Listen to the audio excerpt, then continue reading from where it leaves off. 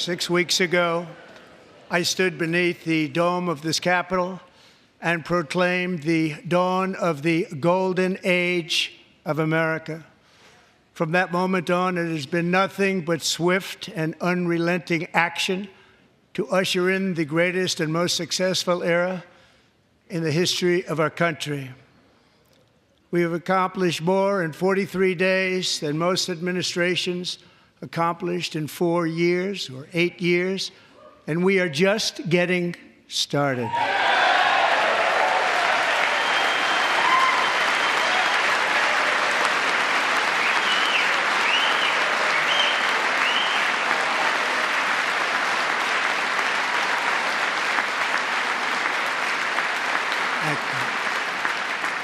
I return to this chamber tonight to report that America's momentum is back, our spirit is back, our pride is back, our confidence is back, and the American dream is surging bigger and better than ever before.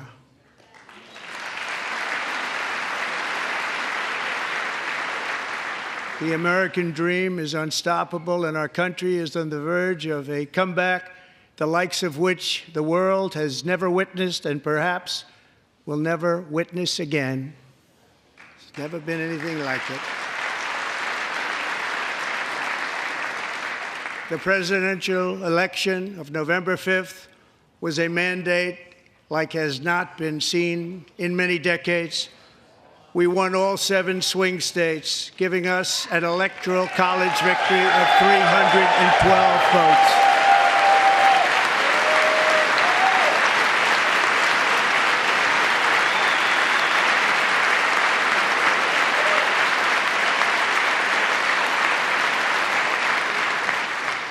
We won the popular vote by big numbers and won counties in our country.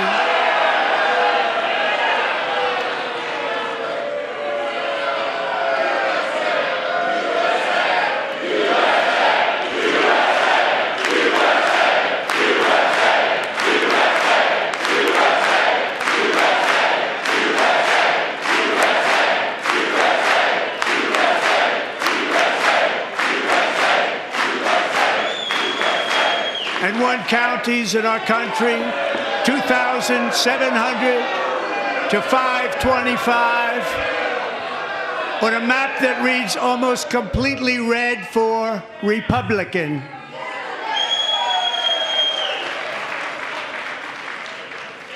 Now, for the first time in modern history, more Americans believe that our country is headed in the right direction than the wrong direction. In fact, it's an astonishing record, 27-point swing, the most ever.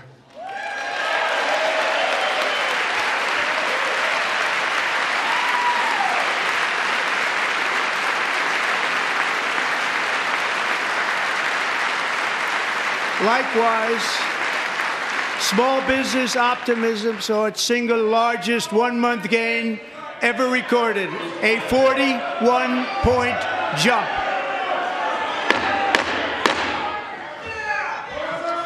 Members are directed to uphold and maintain decorum in the House and to cease any further disruptions. That's your warning.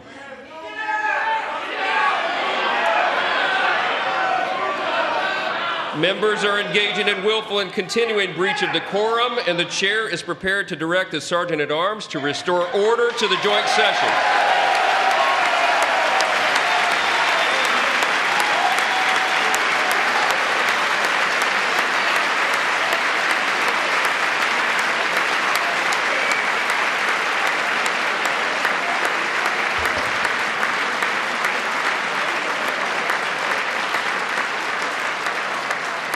Mr. Green, take your seat. Take your seat, sir. Take your seat.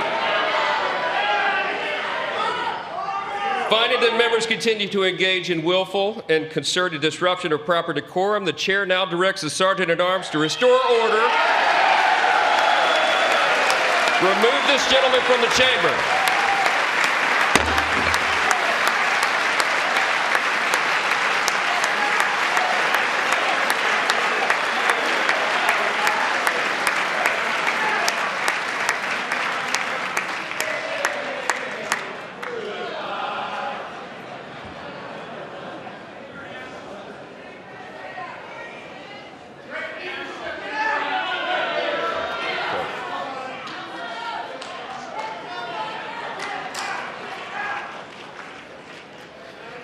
Members are directed to uphold and maintain decorum in the House.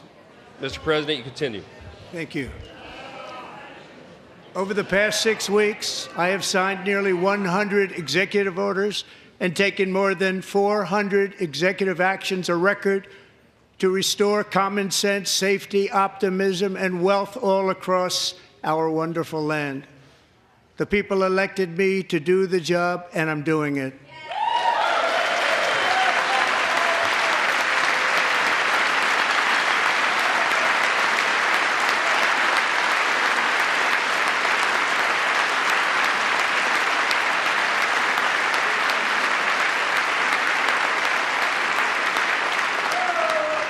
In fact, it has been stated by many that the first month of our presidency, it's our presidency, is the most successful in the history of our nation. By many.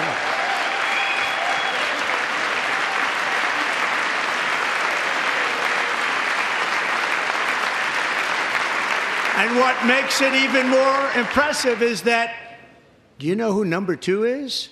George Washington. How about that? How about that? I don't know about that list, but we'll take it. Within hours of taking the oath of office, I declared a national emergency on our southern border, and I deployed the U.S. military and Border Patrol to repel the invasion of our country. And what a job they've done.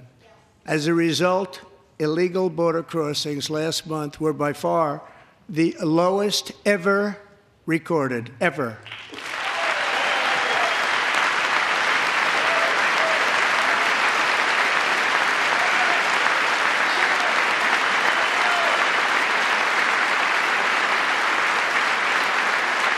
They heard my words and they chose not to come. Much easier that way.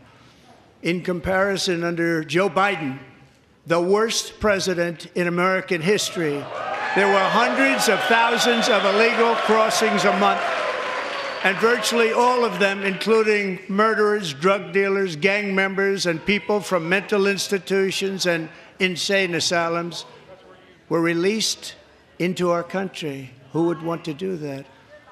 This is my 5th such speech to Congress. And once again, I look at the Democrats in front of me, and I realize there is absolutely nothing I can say to make them happy or to make them stand or smile or applaud. Nothing I can do. I could find a cure to the most devastating disease, a disease that would wipe out entire nations, or announce the answers to the greatest economy in history, or the stoppage of crime to the lowest levels ever recorded. And these people sitting right here will not clap, will not stand, and certainly will not cheer for these astronomical achievements. They won't do it, no matter what. Five times I've been up here. It's very sad, and it just shouldn't be this way.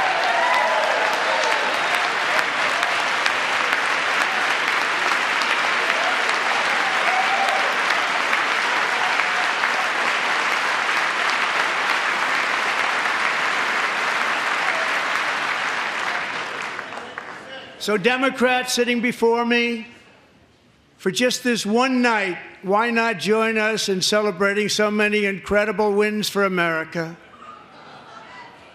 For the good of our nation, let's work together and let's truly make America great again.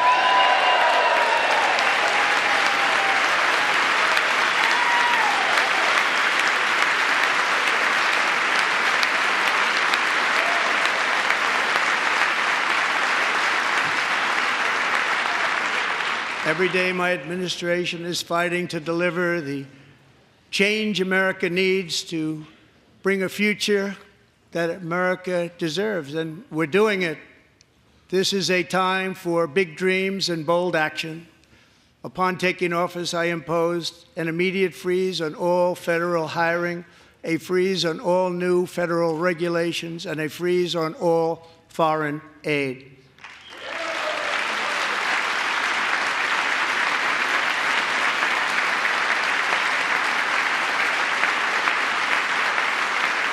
I terminated the ridiculous Green New scam. I withdrew from the unfair Paris Climate Accord, which was costing us trillions of dollars that other countries were not paying. I withdrew from the corrupt World Health Organization.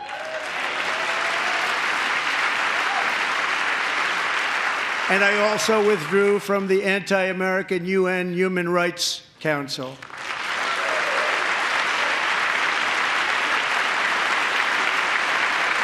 We ended all of Biden's environmental restrictions that were making our country far less safe and totally unaffordable. And importantly, we ended the last administration's insane electric vehicle mandate, saving our auto workers and companies from economic destruction.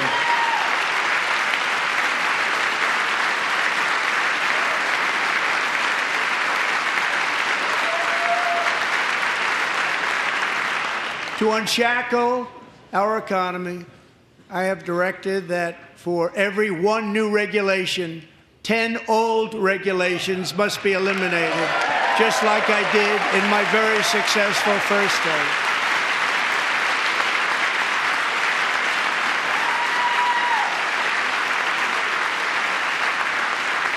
And in that first term, we set records on ending unnecessary rules and regulations like no other president had done before. We ordered all federal workers to return to the office. They will either show up for work in person or be removed from their job.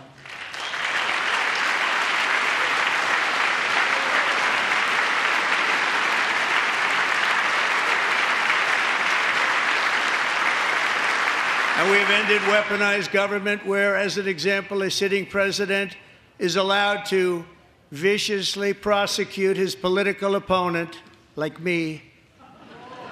How did that work out? Not too good. Not too good.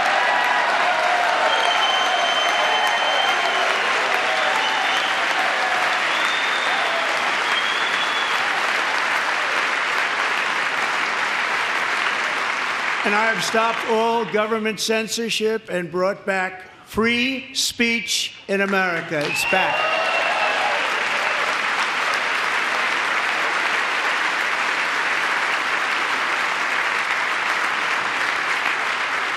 And 2 days ago, I signed an order making English the official language of the United States of America.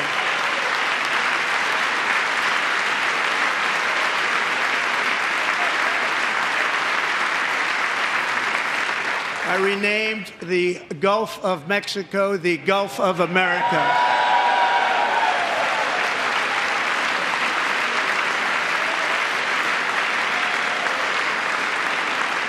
And likewise, I renamed, for a great president, William McKinley, Mount McKinley again.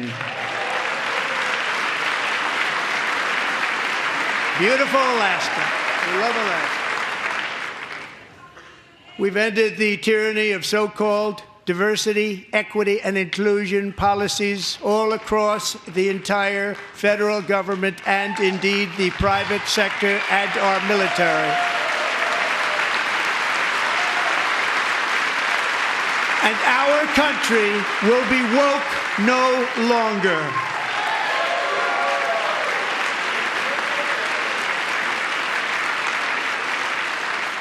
We believe that whether you are a doctor, an accountant, a lawyer, or an air traffic controller, you should be hired and promoted based on skill and competence, not race or gender.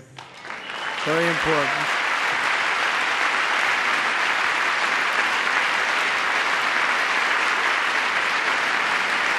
You should be hired based on merit. And the Supreme Court, in a brave and very powerful decision, has allowed us to do so. Thank you. Thank you very much. Thank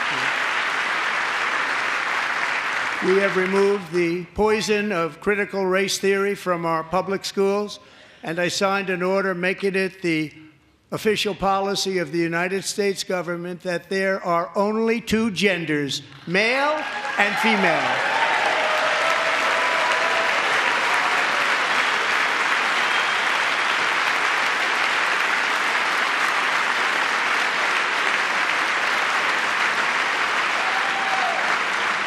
I also signed an executive order to ban men from playing in women's sports.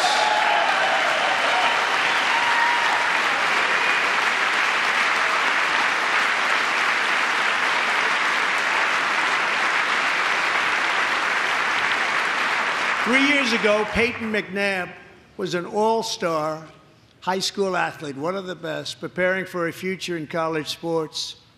But when her girls' volleyball match was invaded by a male, he smashed the ball so hard in Peyton's face, causing traumatic brain injury, partially paralyzing her right side and ending her athletic career. It was a shot like she's never seen before. She's never seen anything like it. Peyton is here tonight in the gallery, and Peyton, from now on, schools will kick the men off the girls' team, or they will lose all federal funding.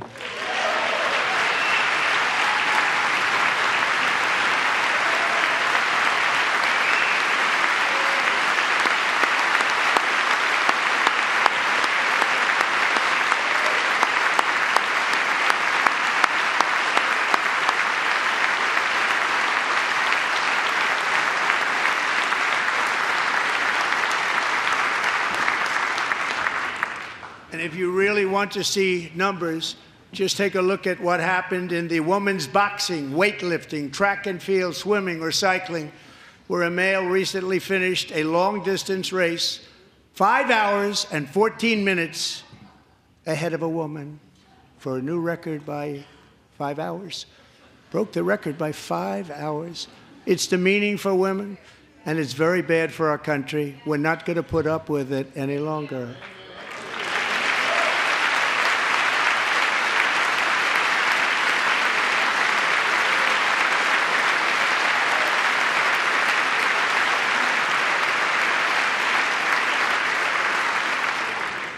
What I have just described is only a small fraction of the common sense revolution that is now, because of us, sweeping the entire world. Common sense has become a common theme, and we will never go back. Never. Never going to let that happen. Among my very highest priorities is to rescue our economy and get dramatic and immediate relief to working families. As you know, we inherited from the last administration an economic catastrophe and an inflation nightmare. Their policies drove up energy prices, pushed up grocery costs, and drove the necessities of life out of reach for millions and millions of Americans. They've never had anything like it. We suffered the worst inflation in 48 years, but perhaps even in the history of our country. They're not sure. As president, I'm fighting every day to reverse this damage and make America affordable again.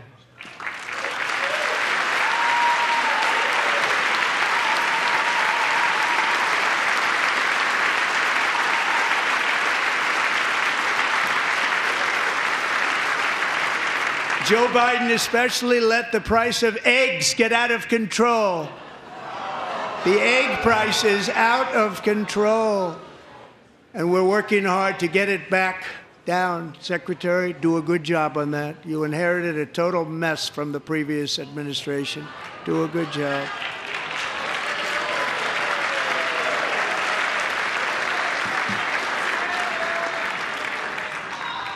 A major focus of our fight to defeat inflation is rapidly reducing the cost of energy. The previous administration cut the number of new oil and gas leases by 95%, slowed pipeline construction to a halt, and closed more than 100 power plants. We are opening up many of those power plants right now.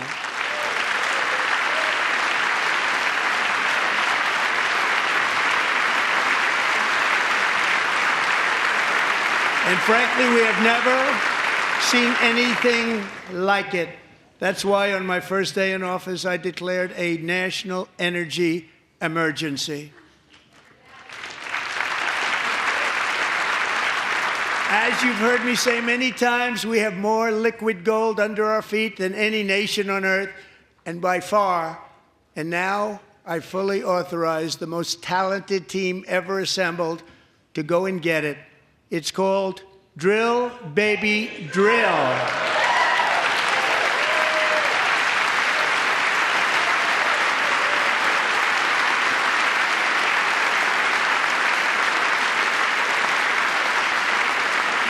My administration is also working on a gigantic natural gas pipeline in Alaska, among the largest in the world, where Japan, South Korea, and other nations want to be our partner with investments of trillions of dollars each. There's never been anything like that one. It will be truly spectacular. It's all set to go. The permitting is gotten. And later this week, I will also take historic action to dramatically expand production of critical minerals and rare earths here in the USA.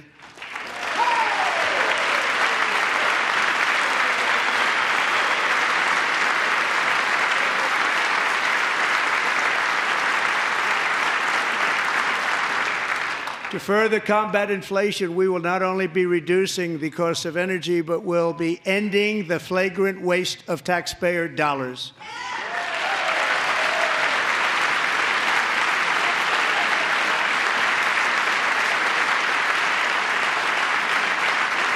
And to that end, I have created the brand new Department of Government Efficiency, DOGE. Perhaps you've heard of it. Perhaps.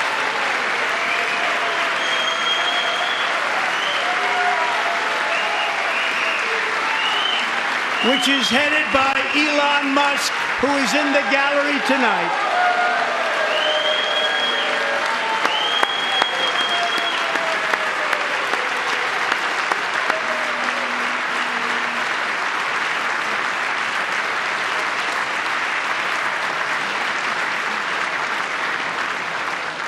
Thank you, Elon. He's working very hard. He didn't need this. He didn't need this. Thank you very much. We appreciate it. Everybody here, even this side, appreciates it, I believe. They just don't want to admit that. Just listen to some of the appalling waste we have already identified. $22 billion from HHS to provide free housing and cars for illegal aliens. $45 million for diversity, equity, and inclusion scholarships in Burma. $40 million to improve the social and economic inclusion of sedentary migrants. Nobody knows what that is. $8 million to promote LGBTQI+ in the African nation of Lesotho, which nobody has ever heard of. $60 million for indigenous peoples and Afro-Colombian empowerment in Central America. $60 million. $8 million for making mice transgender. This is real. $32 million for a left-wing propaganda operation in Moldova.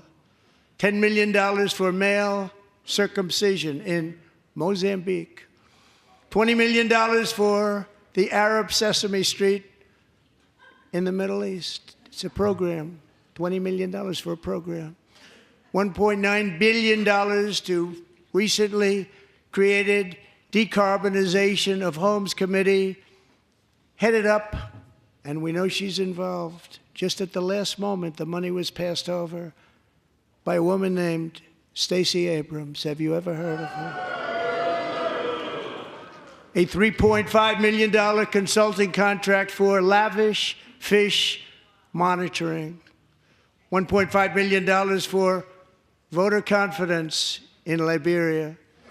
$14 million for social cohesion in Mali. $59 million for illegal alien hotel rooms in New York City. He's a real estate developer. He's done very well. $250,000 to increase vegan local climate action innovation in Zambia. $42 million for social and behavior change in Uganda. $14 million for improving public procurement in Serbia. $47 million for improving learning outcomes in Asia. Asia's doing very well with learning. We know what we're doing. We should use it ourselves. And $101 million for DEI contracts at the Department of Education, the most ever paid, nothing even like it. Under the Trump administration, all of these scams, and they're far worse, but I didn't think it was appropriate to talk about them. They're so bad. Many more have been found out and exposed and swiftly terminated by a group of very intelligent, mostly young people, headed up by Elon, and we appreciate it. We found hundreds of billions of dollars of fraud.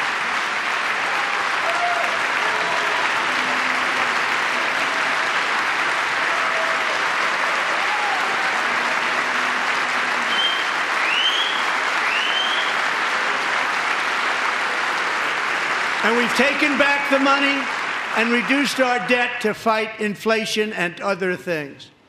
Taking back a lot of that money. We got it just in time. This is just the beginning. The Government Accountability Office, a federal government office, has estimated annual fraud of over $500 billion in our nation, and we are working very hard to stop it. We're going to. We're also identifying shocking levels of incompetence and probable fraud in the Social Security program for our seniors, and that our seniors and people that we love rely on. Believe it or not, government databases list 4.7 million Social Security members from people aged 100 to 109 years old. It lists 3.6 million people from ages 110 to 119. I don't know any of them. I know some people that are rather elderly, but not quite that elderly. 3.47 million people from ages 120 to 129.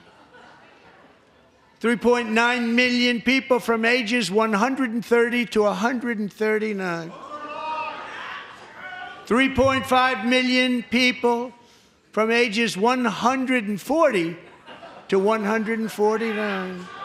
And money is being paid to many of them, and we're searching right now. In fact, Pam, good luck. Good luck. You're going to find it.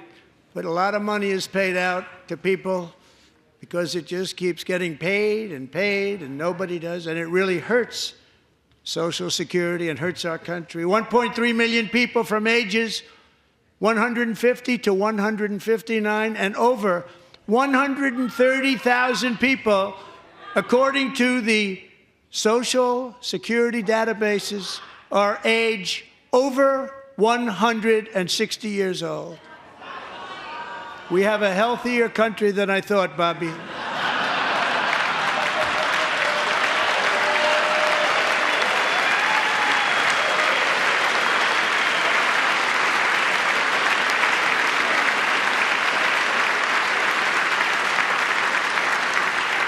Including, to finish, 1,039 people between the ages of 220 and 229, one person between the age of 240 and 249, and one person is listed at 360 years of age. More than 100 years older than our country. But we're going to find out where that money's going, and it's not going to be pretty. By slashing all of the fraud, waste, and theft we can find, we will defeat inflation, bring down mortgage rates, lower car payments and grocery prices, protect our seniors, and put more money in the pockets of American families.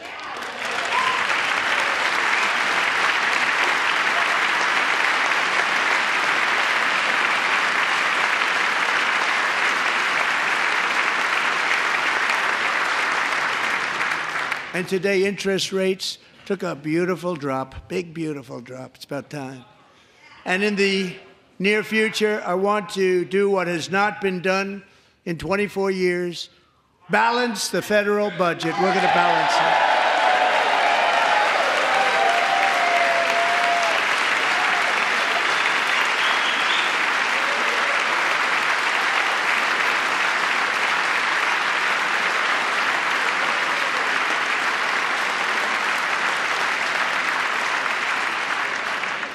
With that goal in mind, we have developed in great detail what we are calling the Gold Card, which goes on sale very, very soon.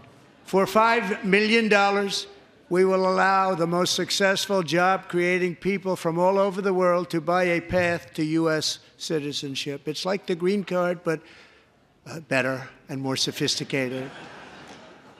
And these people will have to pay tax in our country. They won't have to pay tax from where they came. The money that they've made, you wouldn't want to do that, but they have to pay tax, create jobs.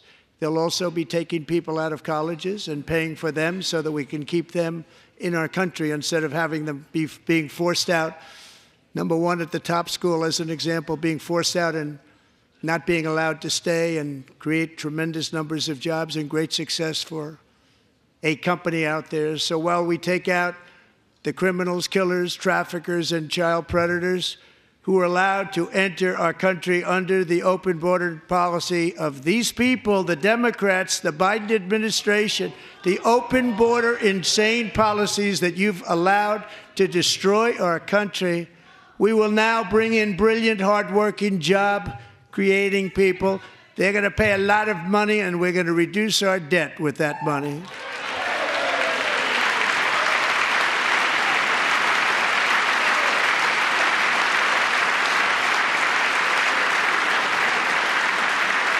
Americans have given us a mandate for bold and profound change. For nearly 100 years, the federal bureaucracy has grown until it has crushed our freedoms, ballooned our deficits, and held back America's potential in every possible way. The nation founded by pioneers and risk-takers now drowns under millions and millions of pages of regulations and debt. Approvals that should take 10 days to get instead take 10 years, 15 years, and even 20 years before you're rejected. Meanwhile, we have hundreds of thousands of federal workers who have not been showing up to work. My administration will reclaim power from this unaccountable bureaucracy, and we will restore true democracy to America again.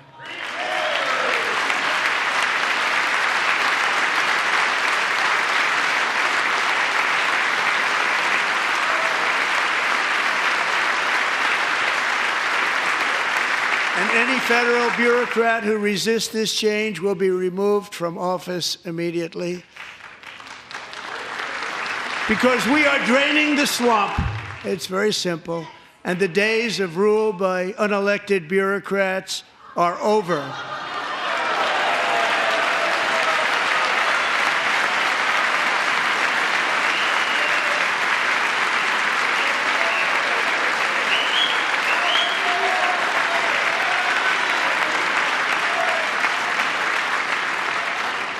And the next phase of our plan to deliver the greatest economy in history is for this Congress to pass tax cuts for everybody. They're in there. They're waiting for you to vote.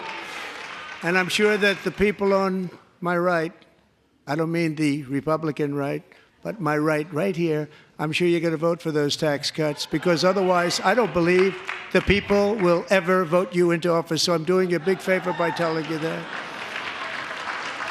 But I know this group is going to be voting for the tax.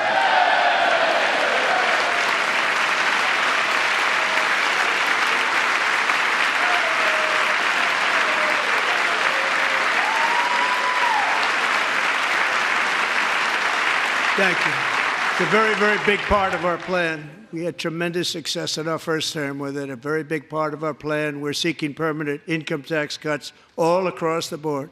And to get urgently needed relief to Americans hit especially hard by inflation, I'm calling for no tax on tips, no tax on overtime, and no tax on Social Security benefits for our great seniors.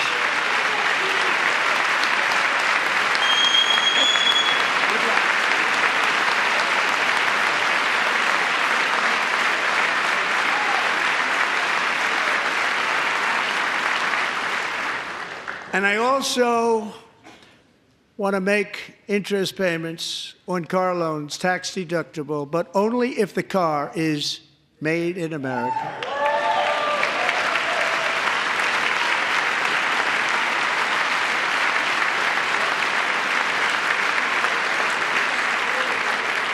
And by the way, we're going to have growth in the auto industry like nobody's ever seen. Plants are opening up all over the place. Deals are being made. Never seen. That's a combination of the election win and tariffs. It's a beautiful word, isn't it? That, along with our other policies, will allow our auto industry to absolutely boom. It's going to boom. Spoke to the majors today, all three, the top people, and they're so excited. In fact, already numerous car companies have announced that they will be building massive automobile plants in America, with Honda just announcing a new plant in Indiana, one of the largest anywhere in the world.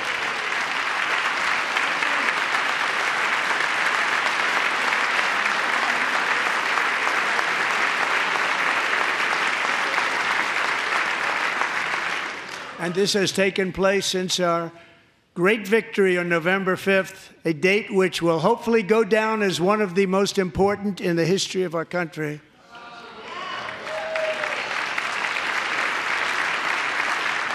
In addition, as part of our tax cuts, we want to cut taxes on domestic production and all manufacturing. And just as we did before, we will provide 100% expensing. It will be retroactive to January 20th, 2025, and it was one of the main reasons why our tax cuts were so successful in our first term, giving us the most successful economy in the history of our country. First term. We had a great first term.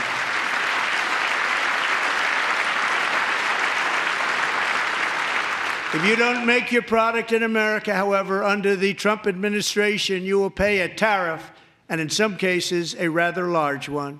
Other countries have used tariffs against us for decades, and now it's our turn to start using them against those other countries.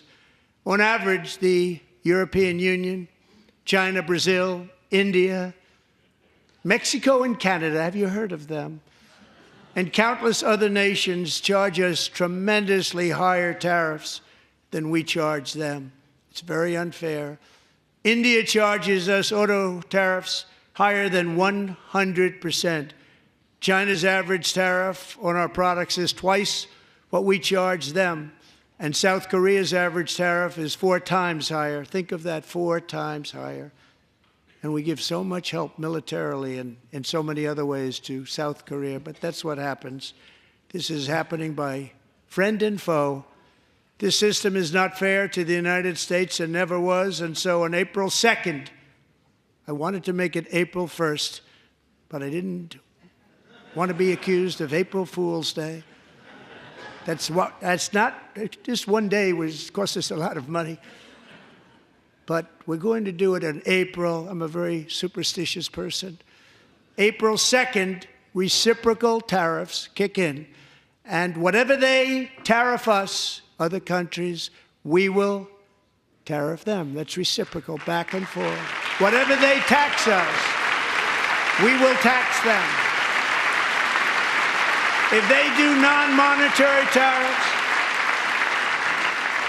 to keep us out of their market, then we will do non-monetary barriers to keep them out of our market. There's a lot of that, too. They don't even allow us in their market.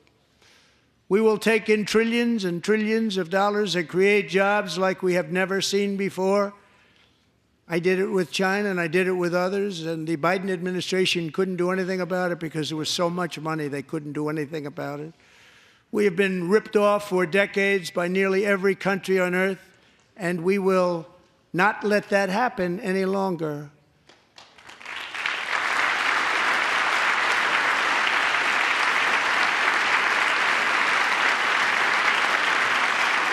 Much has been said over the last 3 months about Mexico and Canada, but we have very large deficits with both of them. But even more importantly, they've allowed fentanyl to come into our country at levels never seen before, killing hundreds of thousands of our citizens and many very young, beautiful people, destroying families.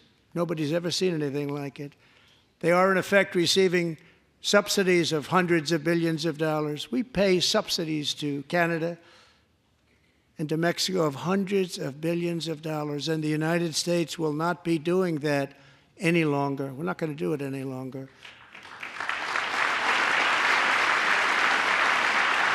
Thanks to our America First policies we're putting into place, we have had $1.7 trillion of new investment in America in just the past few weeks. The combination of the election and our economic policies that people of SoftBank, one of the most brilliant anywhere in the world, announced a $200 billion investment. OpenAI and Oracle, Larry Ellison, announced $500 billion investment, which they wouldn't have done if Kamala had won. Apple announced $500 billion investment. Tim Cook called me. He said, I cannot spend it fast enough. It's going to be much higher than that, I believe. They'll be building their plants here instead of in China. And just yesterday, Taiwan Semiconductor, the biggest in the world, most powerful in the world, has a tremendous amount, 97% of the market, announced a $165 billion investment to build the most powerful chips on earth right here in the USA.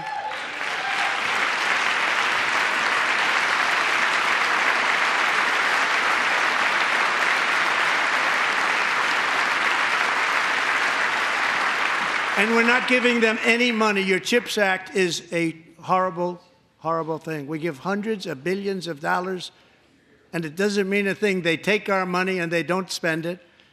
All that meant to them, we're giving them no money. All that was important to them was they didn't want to pay the tariffs, so they came and they're building, and many other companies are coming. We don't have to give them money. We just want to protect our businesses and our people. And they will come because they won't have to pay tariffs if they build in America. So it's very amazing. You should get rid of the CHIP Act, and whatever's left over, Mr. Speaker, you should use it to reduce debt or any other reason you want to.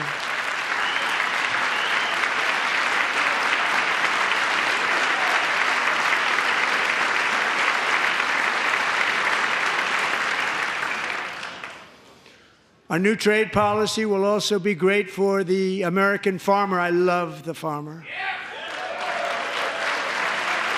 Who will now be selling into our home market, the USA, because nobody is going to be able to compete with you. Because there's goods that come in from other countries and companies. They're really in a bad position in so many different ways. They're uninspected. They may be very dirty and disgusting, and they come in and they pour in, and they hurt our American farmers. The tariffs will go on agricultural product coming into America, and our farmers, starting on April 2nd, it may be a little bit of an adjustment period. We had that before when I made the deal with China, $50 billion of purchases, and I said, just bear with me, and they did. They did. Probably have to bear with me again, and this will be even better. That was great. The problem with it was that Biden didn't enforce it. He didn't enforce it. $50 billion of purchases, and we were doing great, but Biden did not enforce it, and it hurt our farmers. But our farmers are going to have a field day right now. So to our farmers, have a lot of fun. I love you too. I love you too. It's all going to happen.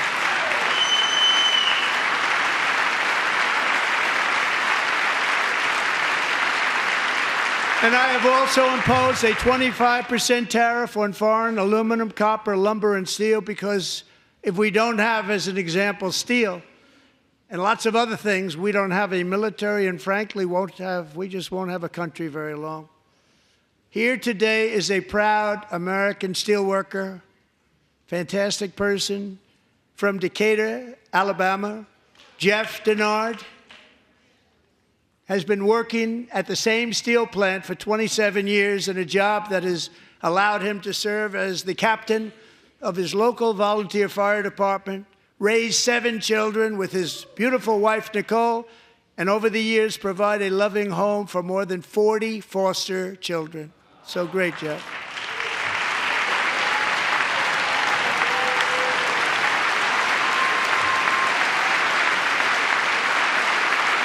Thank you, Jeff. Thank you, Jeff.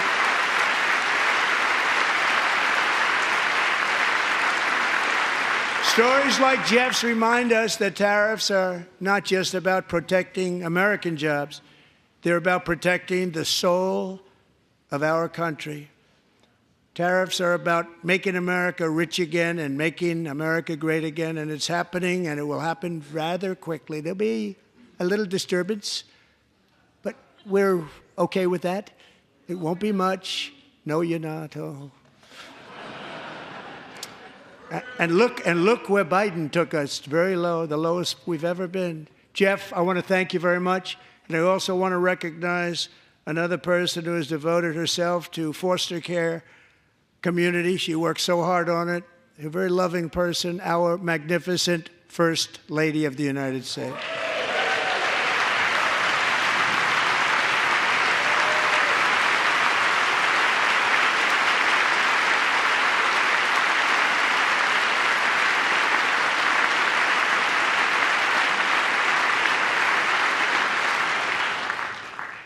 Melania's work has yielded incredible results, helping prepare our nation's future leaders as they enter the workforce. Our First Lady is joined by two impressive young women, very impressive. Haley Ferguson, who benefited from the First Lady's Fostering the Future initiative and is poised to complete her education and become a teacher. And Elliston Berry, who became a victim of an illicit deepfake image produced by a peer. With Elliston's help, the Senate just passed the Take It Down Act, and this is so important. Thank you very much, John. John Thune, thank you. Stand up, John. Thank you, John.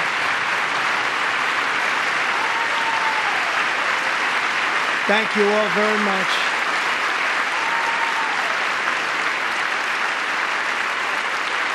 Thank you. And thank you to John Thune and the Senate. Great job. To criminalize the publication of such images online is a terrible, terrible thing. And once it passes the House, I look forward to signing that bill into law. Thank you. And I'm going to use that bill for myself, too, if you don't mind. Because nobody gets treated worse than I do online. Nobody. That's great. Thank you very much to the Senate. Thank you.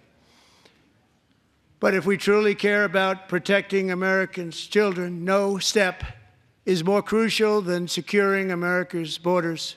Over the past 4 years, 21 million people poured into the United States. Many of them were murderers, human traffickers, gang members, and other criminals from the streets of dangerous cities all throughout the world.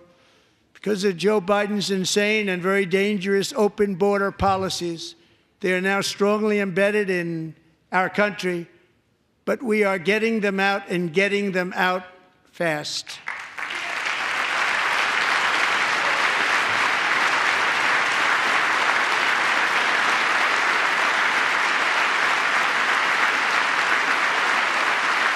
And I want to thank Tom Homan and Christy. I want to thank you and Paul of Border Patrol. I want to thank you. What a job they've all done. Everybody, Border Patrol, ICE, law enforcement in general is incredible. We have to take care of our law enforcement. Have to.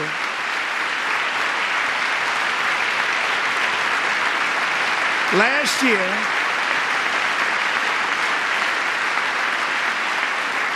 a brilliant 22-year-old nursing student named Laken Riley, the best in her class, admired by everybody, went out for a jog on the campus of the University of Georgia. That morning, Laken was viciously attacked, assaulted, beaten, brutalized, and horrifically murdered. Laken was stolen from us by a savage illegal alien gang member who was arrested while trespassing across Biden's open southern border and then set loose into the United States under the heartless policies of that failed administration. It was indeed a failed administration. He had then been arrested and released in a Democrat-run sanctuary city, a disaster, before ending the life of this beautiful young angel. With us this evening are Laken's beloved mother, Allison, and her sister, Lauren.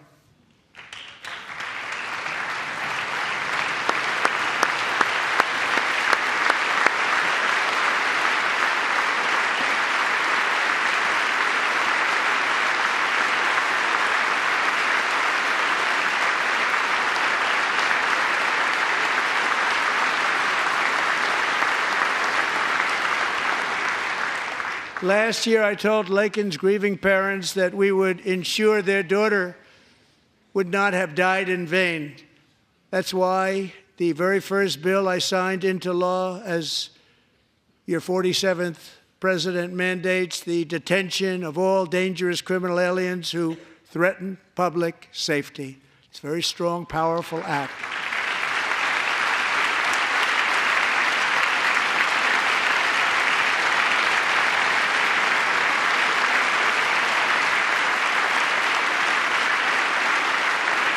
It's called the Laken-Riley Act. So Allison and Lauren, America will never, ever forget our beautiful Laken Hope Riley.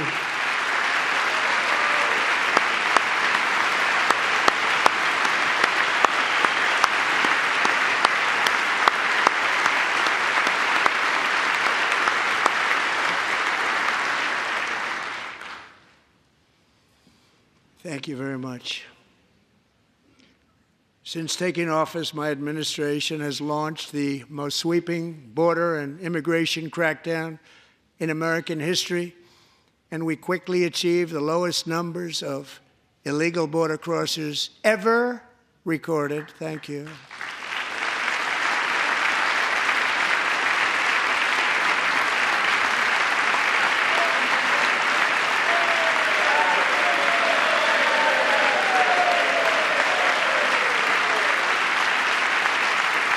The media and our friends in the Democrat Party kept saying we needed new legislation, we must have legislation to secure the border. But it turned out that all we really needed was a new president.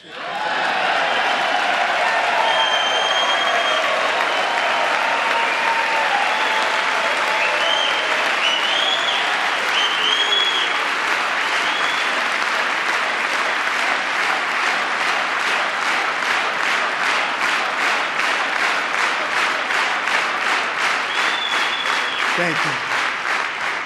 Joe Biden didn't just open our borders, he flew illegal aliens over them to overwhelm our schools, hospitals, and communities throughout the country. Entire towns like Aurora, Colorado, and Springfield, Ohio, buckled under the weight of the migrant occupation and corruption like nobody's ever seen before. Beautiful towns destroyed. Now, just as I promised in my inaugural address, we are achieving the great liberation of America.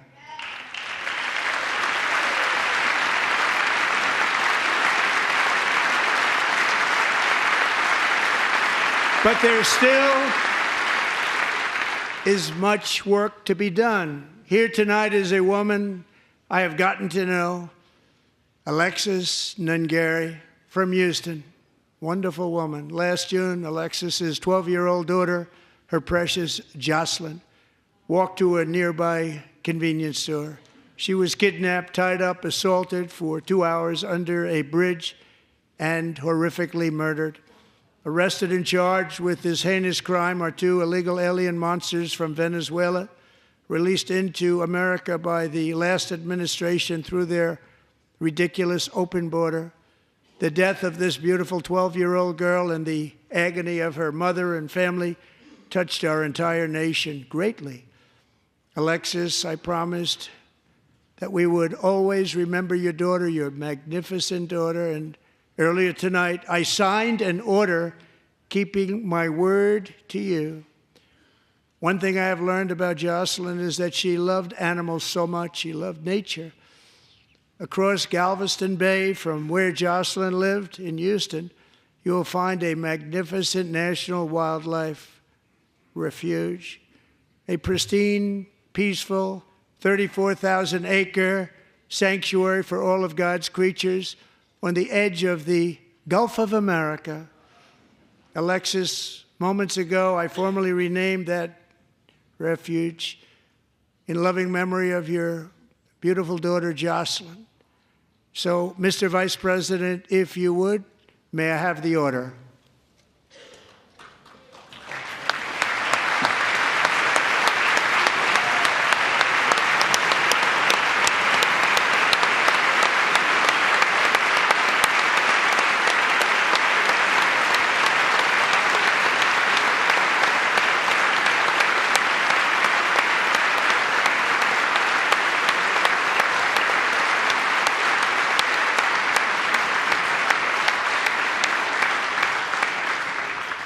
Thank you very much. All three savages charged with Jocelyn and Lakin's murders were members of the Venezuelan prison gang, the toughest gang, they say, in the world, known as Tren de Aragua. 2 weeks ago, I officially designated this gang, along with MS-13 and the bloodthirsty Mexican drug cartels, as foreign terrorist organizations.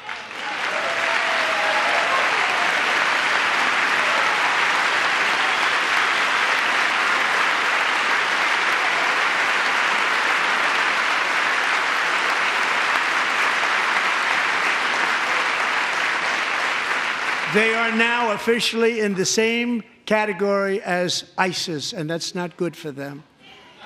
Countless thousands of these terrorists were welcomed into the U.S. by the Biden administration. But now every last one will be rounded up and forcibly removed from our country, or, if they're too dangerous, put in jails, standing trial in this country, because we don't want them to come back ever. With us this evening is a warrior on the front lines of that battle, Border Patrol Agent Roberto Ortiz. Great guy.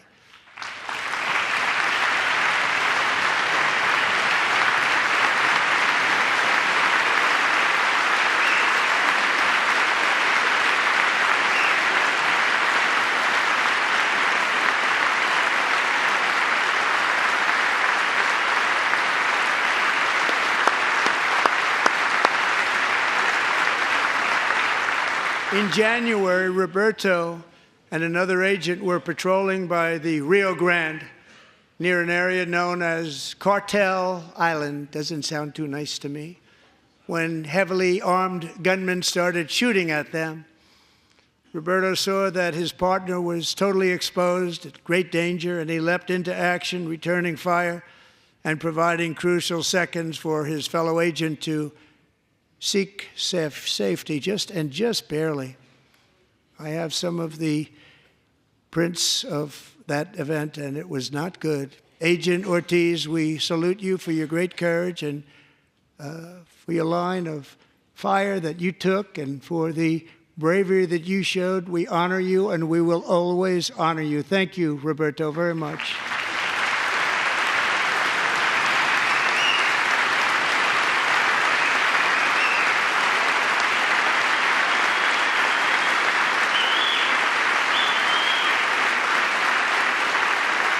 Thank you, Roberto. And I actually got to know him on my many calls to the border. He's a great gentleman.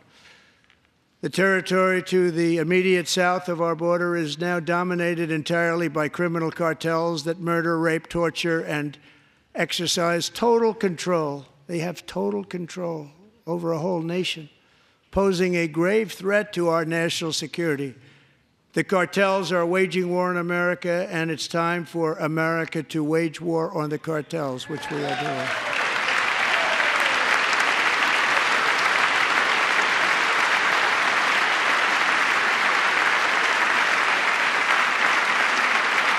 Five nights ago, Mexican authorities, because of our tariff policies being imposed on them, think of this, handed over to us 29 of the biggest cartel leaders in their country. That has never happened before. They want to make us happy. First time ever.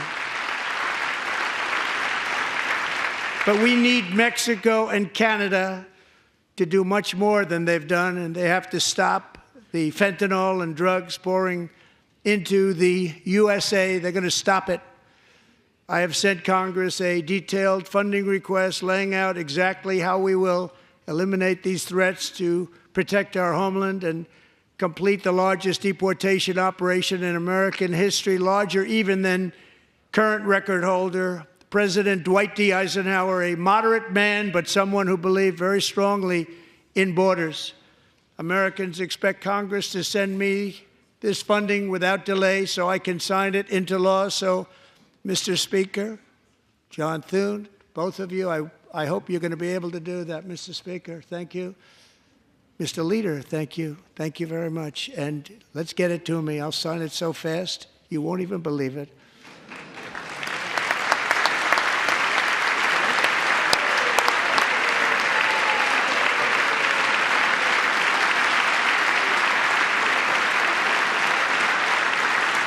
And as we reclaim our sovereignty, we must also bring back law and order to our cities and towns.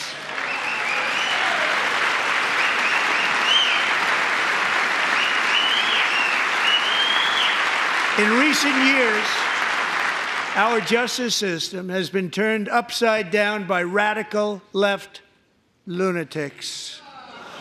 Many jurisdictions virtually ceased enforcing the law against dangerous repeat offenders while weaponizing law enforcement against political opponents like me. My administration has acted swiftly and decisively to restore fair, equal, and impartial justice under the constitutional rule of law, starting at the FBI and the DOJ. Pam, good luck. Cash, wherever you may be, good luck. Good luck. Pam Bondi, good luck. So important. Going to do a great job. Cash, thank you.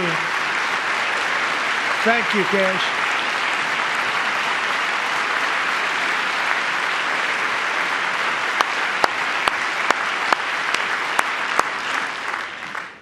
They've already started very strong. They're going to do a fantastic job. You're going to be very proud of them.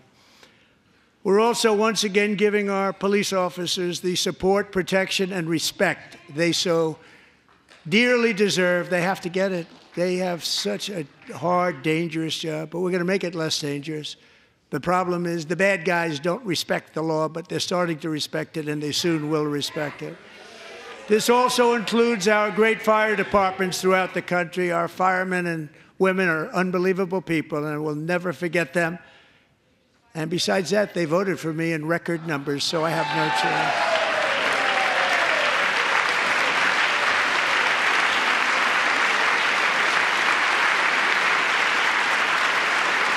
1 year ago this month, 31-year-old New York police officer Jonathan Diller, unbelievably wonderful person and a great officer, was gunned down at a traffic stop on Long Island. I went to his funeral.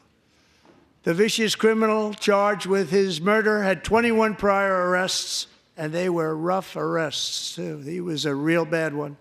The thug in the seat next to him had 14 prior arrests and went by the name of Killer. He was Killer. He killed other people, they say, a lot of them. I attended Officer Diller's service, and when I met his wife and one-year-old son, Ryan, it was very inspirational, actually. His widow's name is Stephanie, and she is here tonight. Stephanie, thank you very much, Stephanie. Thank you very much.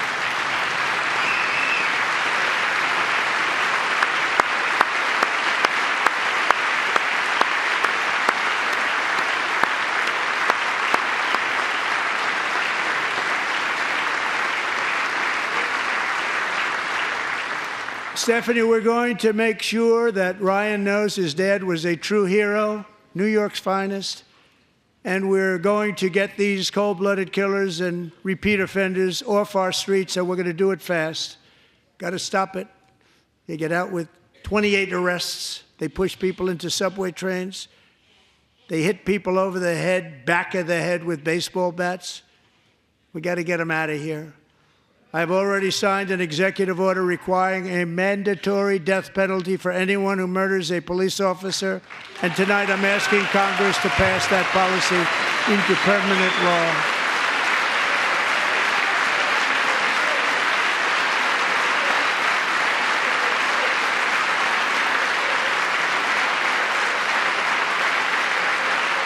I'm also asking for a new crime bill getting tough on repeat offenders while enhancing protections for America's police officers so they can do their jobs without fear of their lives being totally destroyed. They don't want to be killed. We're not going to let them be killed. Joining us in the gallery tonight is a young man who truly loves our police. His name is DJ Daniel. He is 13 years old, and he has always dreamed of becoming a police officer.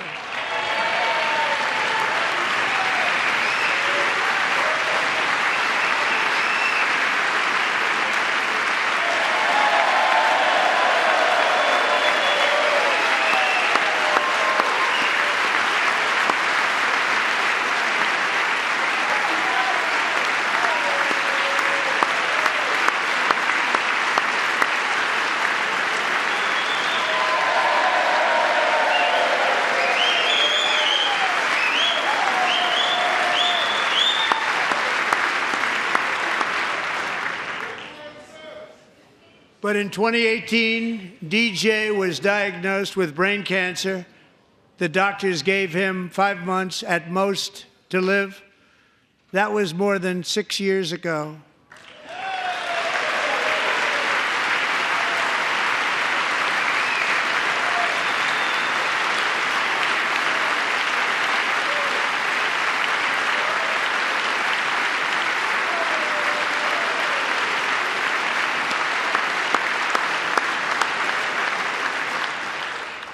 Since that time, DJ and his dad have been on a quest to make his dream come true, and DJ has been sworn in as an honorary law enforcement officer, actually a number of times. The police love him, the police departments love him. And tonight, DJ, we're going to do you the biggest honor of them all. I am asking our new Secret Service Director, Sean Curran, to officially make you an agent of the United States Secret Service.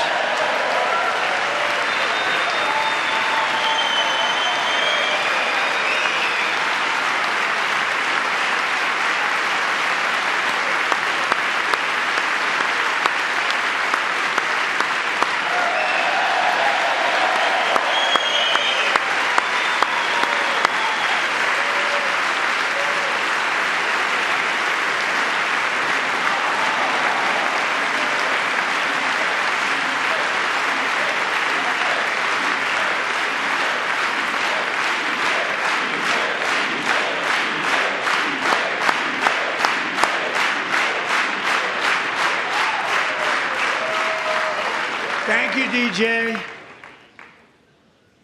DJ's doctors believe his cancer likely came from a chemical he was exposed to when he was younger. Since 1975, rates of child cancer have increased by more than 40%.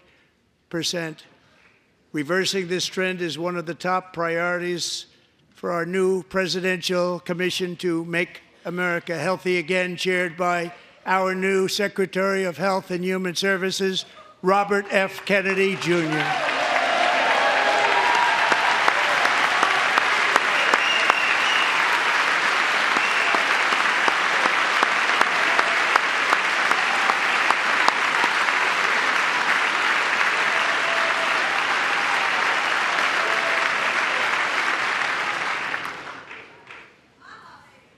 With the name Kennedy, you would have thought everybody over here would have been cheering. How quickly they forget. Our goal is to get toxins out of our environment, poisons out of our food supply, and keep our children healthy and strong. As an example, not long ago, and you can't even believe these numbers, 1 in 10,000 children had autism, 1 in 10,000, and now it's 1 in 36. There's something wrong, 1 in 36, think of that. So we're going to find out what it is, and there's nobody better than Bobby and all of the people that are working with you. You have the best to figure out what is going on. Okay, Bobby, good luck. It's a very important job. Thank you.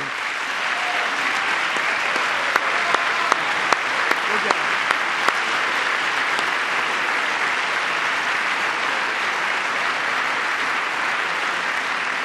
Thank you. My administration is also working to protect our children from toxic ideologies in our schools. A few years ago, January Littlejohn and her husband discovered that their daughter's school had secretly socially transitioned their 13-year-old little girl. Teachers and administrators conspired to deceive January and her husband while encouraging her daughter to use a new name and pronouns. They, them pronoun, actually, all without telling January, who is here tonight and is now a courageous advocate against this form of child abuse. January, thank you. Thank you. Thank you very much.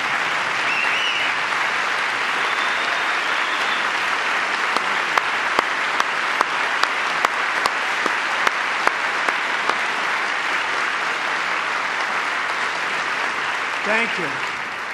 Stories like this are why, shortly after taking office, I signed an executive order banning public schools from indoctrinating our children with transgender ideology.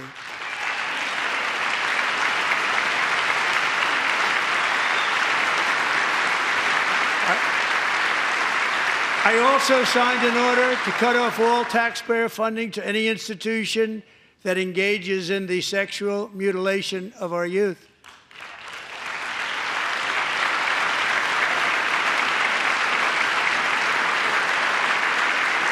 And now I want Congress to pass a bill permanently banning and criminalizing sex changes on children and forever ending the lie that any child is trapped in the wrong body.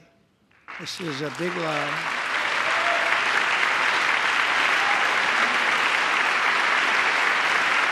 And our message to every child in America is that you are perfect exactly the way God made you.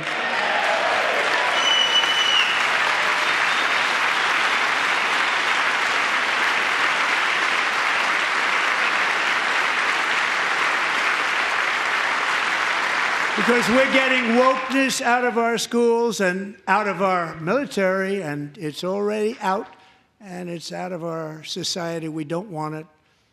Wokeness is trouble. Wokeness is bad. It's gone. It's gone. And we feel so much better for it, don't we?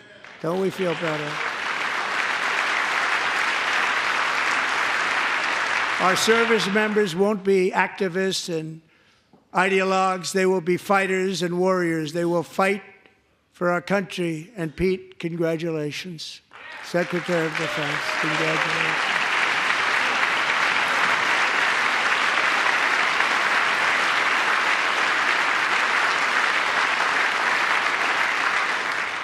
And he's not big into the woke movement, I can tell you.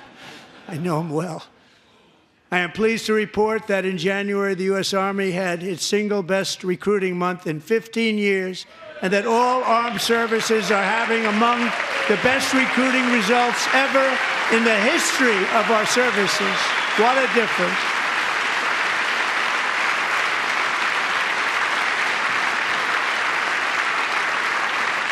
And you know, it was just a few months ago where the results were exactly the opposite. We couldn't recruit anywhere. We couldn't recruit. Now we're having the best results just about that we've ever had. What a tremendous turnaround. It's really a beautiful thing to see. People love our country again. It's very simple. They love our country, and they love being in our military again. So it's a great thing, and thank you very much. Great job. Thank you.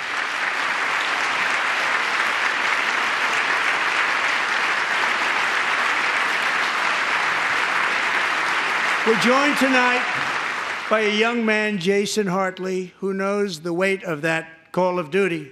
Jason's father, grandfather, and great-grandfather all wore the uniform. Jason tragically lost his dad, who was also a Los Angeles County Sheriff's deputy when he was just a boy, and now he wants to carry on the family legacy of service. Jason is a senior in high school, a six-letter varsity athlete, a really good athlete, they say, a brilliant student with a 4.46, that's good, GPA. And his greatest dream is to attend the U.S. Military Academy at West Point.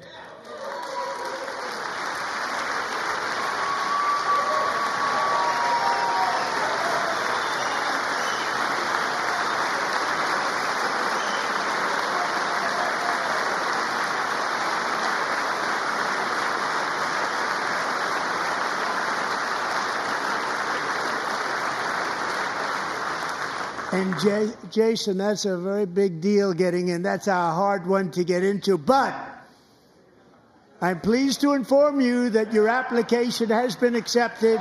You will soon be joining the Corps of Cadets.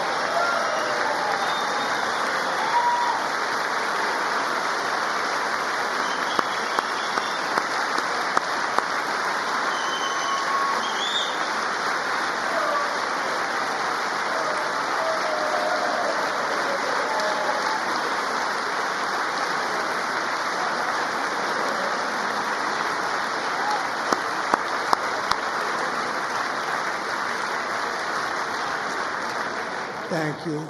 Jason, you're going to be on the long gray line, Jason. As Commander-in-Chief, my focus is on building the most powerful military of the future. As a first step, I'm asking Congress to fund a state-of-the-art Golden Dome missile defense shield to protect our homeland, all made in the USA.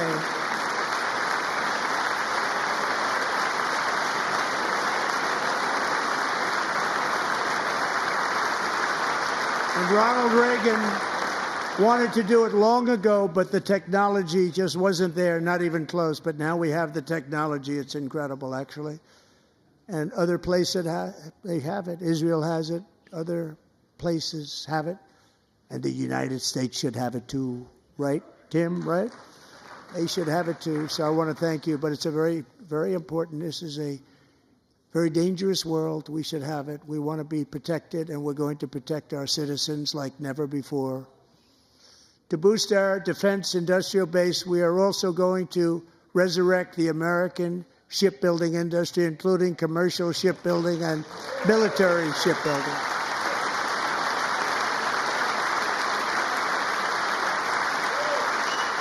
And for that purpose, I am announcing tonight that we will create a new Office of Shipbuilding in the White House and offer special tax incentives to bring this industry home to America, where it belongs. We used to make so many ships. We don't make them anymore very much, but we're going to make them very fast, very soon. It will have a huge impact. To further enhance our national security, my administration will be reclaiming the Panama Canal, and we've already started doing it.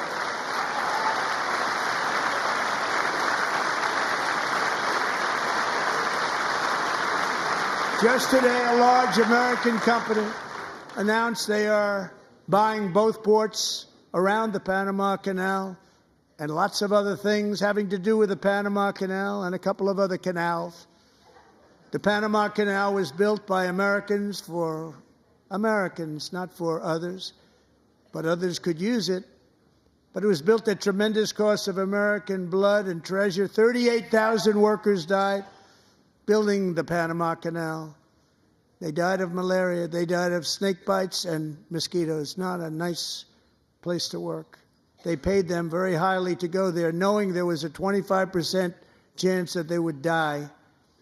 The most expensive project also that was ever built in our country's history, if you bring it up to modern day costs. It was given away by the Carter administration for $1. But that agreement has been violated very severely. We didn't give it to China. We gave it to Panama, and we're taking it back.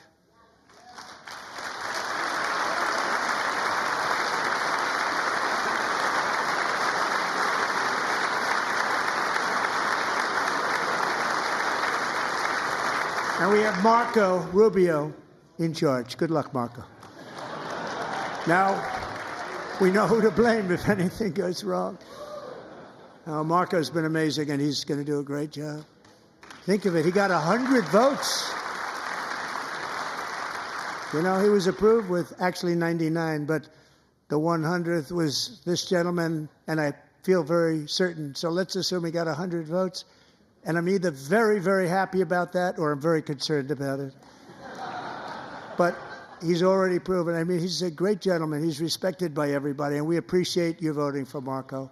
He's going to do a fantastic job. Thank you. Thank you. He's doing a great job. Great job. And I also have a message tonight for the incredible people of Greenland. We strongly support your right to determine your own future. And if you choose, we welcome you into the United States of America. We need Greenland for national security and even international security, and we're working with everybody involved to try and get it. But we need it really for international world security, and I think we're going to get it. One way or the other, we're going to get it. We will keep you safe. We will make you rich, and together we will take Greenland to heights like you have never thought possible before. It's a very small population, but very, very large piece of land and very, very important for military security. America is once again standing strong against the forces of radical Islamic terrorism. 3.5 years ago, ISIS terrorists killed 13 American service members and countless others in the Abbey Gate bombing during the disastrous and incompetent withdrawal from Afghanistan. Not that they were withdrawing, it was the way they withdrew. Perhaps the most embarrassing moment in the history of our country. Tonight, I am pleased to announce that we have just apprehended the top terrorist responsible for that atrocity, and he is right now on his way here to face the swift sword of American justice.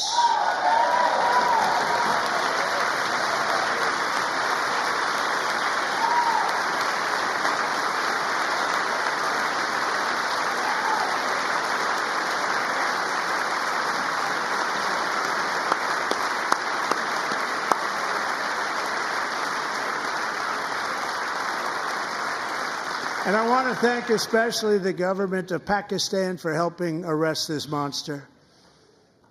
This was a very momentous day for those 13 families who I actually got to know very well, most of them, whose children were murdered, and the many people that were so badly, over 42 people, so badly injured on that fateful day in Afghanistan. What a horrible day. Such incompetence was shown that when Putin saw what happened, I guess he said, wow, maybe this is my chance. That's how bad it was. Should have never happened. Grossly incompetent people.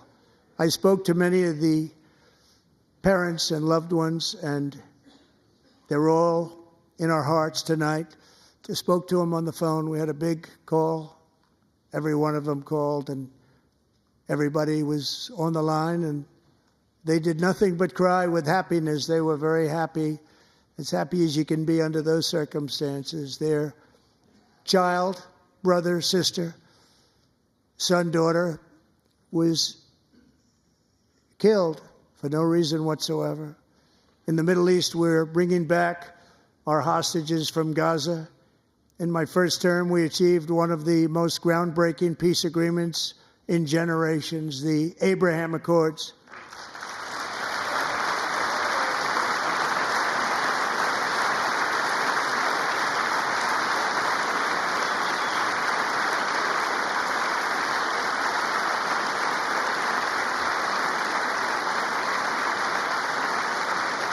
And now we're going to build on that foundation to create a more peaceful and prosperous future for the entire region. A lot of things are happening in the Middle East. People have been talking about that so much lately with everything going on with Ukraine and Russia.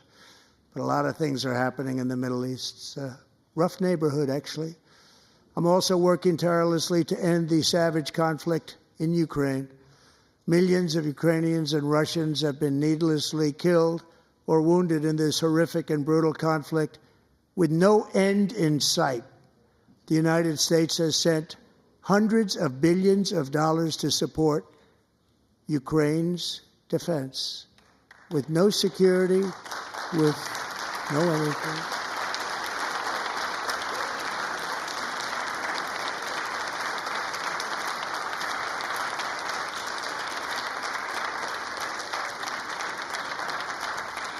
Do you want to keep it going for another 5 years? Yeah, you would say Pocahontas says yes.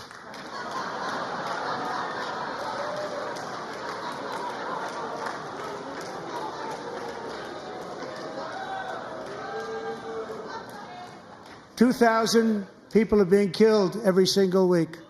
More than that. They're Russian young people. They're Ukrainian young people. They're not Americans. But I want it to stop. Meanwhile, Europe has sadly spent more money buying Russian oil and gas than they have spent on defending Ukraine, by far. Think of that. They've spent more buying Russian oil and gas than they have defending.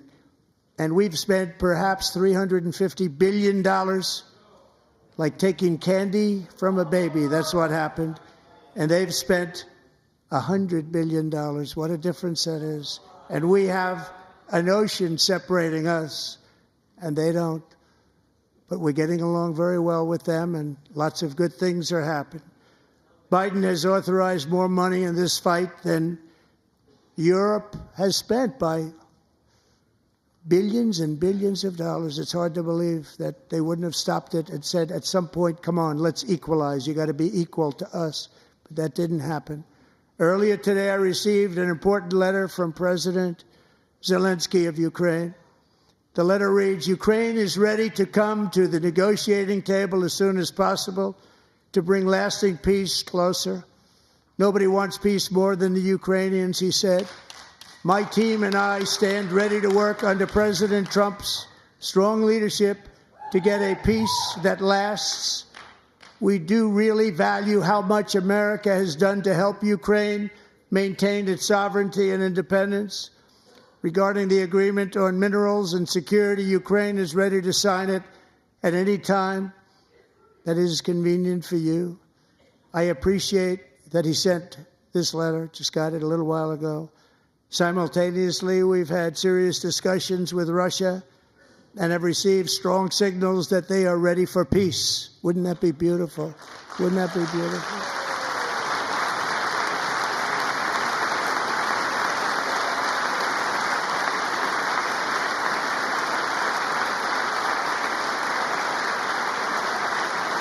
Wouldn't that be beautiful?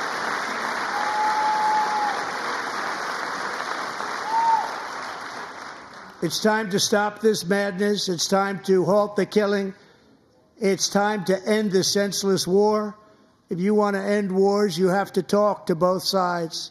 Nearly 4 years ago, amid rising tensions, a history teacher named Mark Fogel was detained in Russia and sentenced to 14 years in a penal colony. Rough stuff. The previous administration barely lifted a finger to help him. They knew he was innocent, but they had no idea where to begin. But last summer, I promised his 95-year-old mother, Malphine, that we would bring her boy safely back home. After 22 days in office, I did just that, and they are here tonight.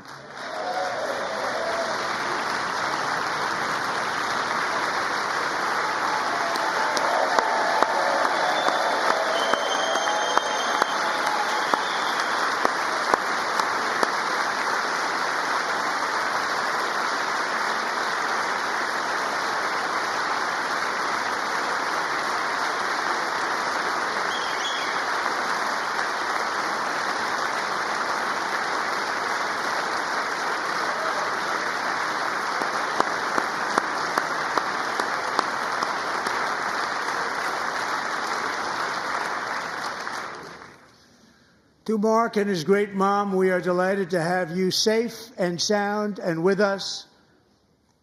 As fate would have it, Mark Fogel was born in a small rural town in Butler, Pennsylvania. Have you heard of it? Where his mother has lived for the past 78 years. I just happened to go there last July 13th for a rally. That was not pleasant. And that is where I met his beautiful mom right before I walked onto that stage. And I told her I would not forget what she said about her son. And I never did I? Never forgot. Less than 10 minutes later, at that same rally, gunfire rang out, and a sick and deranged assassin unloaded 8 bullets from his sniper's perch into a crowd of many thousands of people. My life was saved by a fraction of an inch, but some were not so lucky. Corey Comparator was a firefighter, a veteran, a Christian, a husband, a devoted father, and above all, a protector. When the sound of gunshots pierced the air, it was a horrible sound. Corey knew instantly what it was and what to do. He threw himself on top of his wife and daughters and shielded them from the bullets with his own body. Corey was hit really hard. You know the story from there. He sacrificed his life to save theirs. 2 others, very fine people, were also seriously hit. But thankfully, with the help of 2 great country doctors, we thought they were gone and they were saved. So those doctors had great talent. We're joined by Corey's wife, Helen, who was his high school sweetheart, and their two beloved daughters, Allison and Kaylee. Thank you.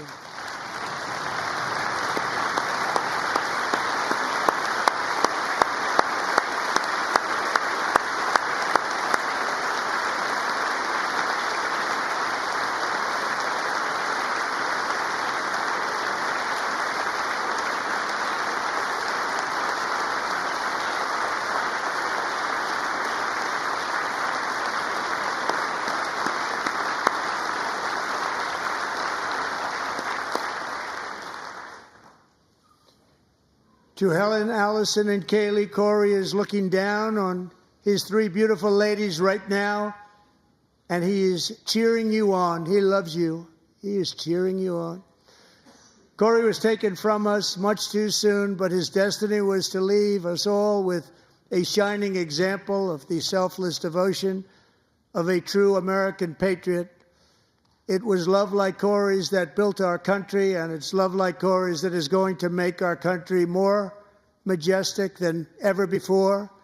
I believe that my life was saved that day in Butler for a very good reason. I was saved by God to make America great again. I believe that. Thank you. Thank you.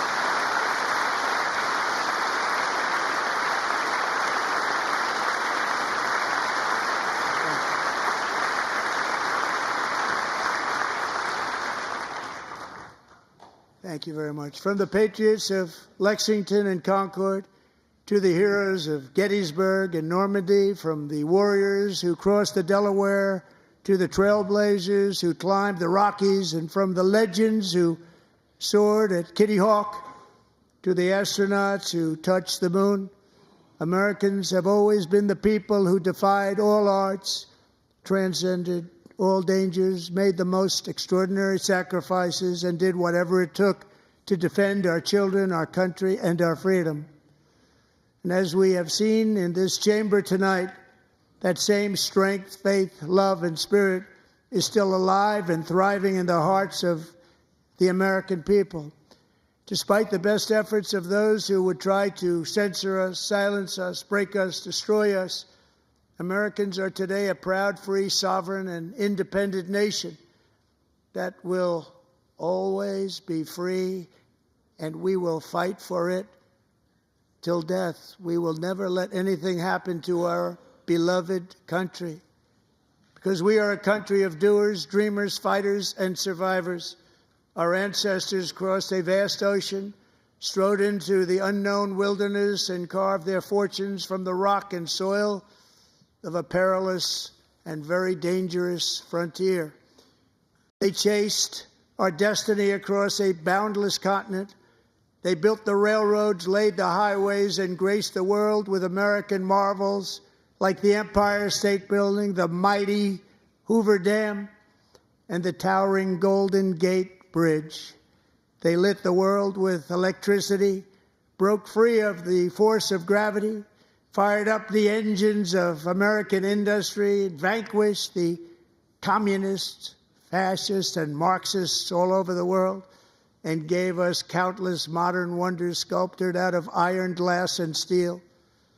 We stand on the shoulders of these pioneers who won and built the modern age, these workers who poured their sweat into the skylines of our cities, these warriors who shed their blood on fields of battle and gave everything they had for our rights and for our freedom. Now it is our time to take up the righteous cause of American liberty. And it is our turn to take America's destiny into our own hands and begin the most thrilling days in the history of our country. This will be our greatest era. With God's help, over the next 4 years, we are going to lead this nation even higher, and we are going to forge the freest, most advanced, most dynamic, and most dominant civilization ever to exist on the face of this earth. We are going to create the highest quality of life, build the safest and wealthiest and healthiest and most vital communities anywhere in the world. We are going to conquer the vast frontiers of science, and we're going to lead humanity into space and plant the American flag on the planet Mars and even far beyond.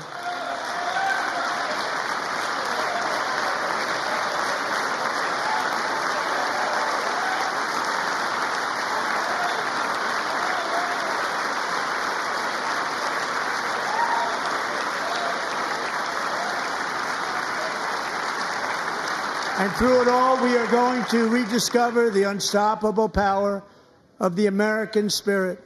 And we are going to renew unlimited promise of the American dream. Every single day, we will stand up and we will fight, fight, fight for the country our citizens believe in and for the country our people deserve.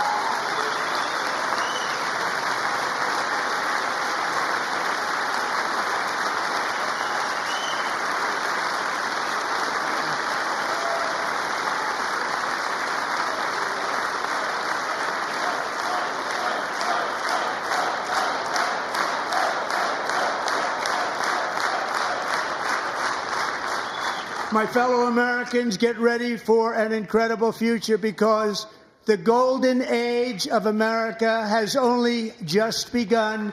It will be like nothing that has ever been seen before. Thank you, God bless you, and God bless America.